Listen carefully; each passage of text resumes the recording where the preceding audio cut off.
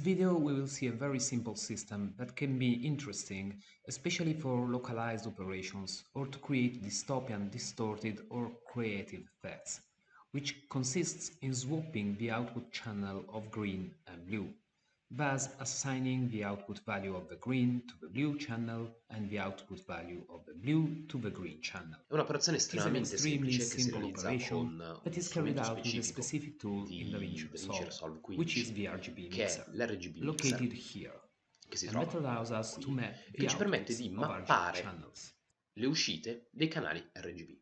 Nel nostro In esercizio this andremo a lasciare, exercise, in we are questo going piccolo to esempio, leave the andremo a red lasciare untouched il because it is rosso the color non of the toccato, complexon che è of poi the il colore reactor degli offset, incarnati e and quindi therefore potrebbe could help us aiutarci a better gestire manage meglio this type questo of tipo di dynamics, dinamica, mentre andremo where a we are scambiare going tra to di loro exchange between them il the green green output output and e the il blue blue output, output, portando il valore di bringing the green, green value in the quindi green il valore output del to canale 0 verde nel green and the output value of a blue 0 to 1,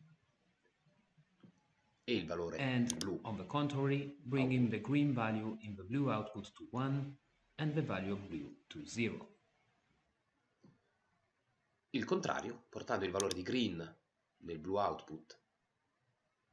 a 1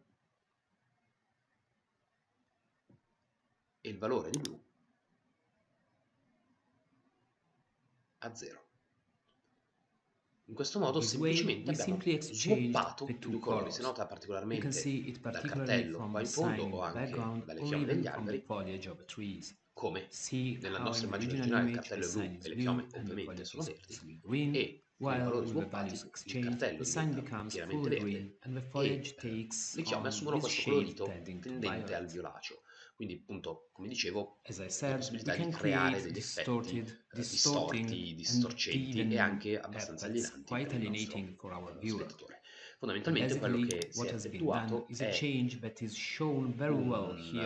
una modifica che si vede molto bene dal parente, dove i canali di verde e di blu si invertono come curve cromatiche con l'attivazione e la disattivazione del nostro effetto.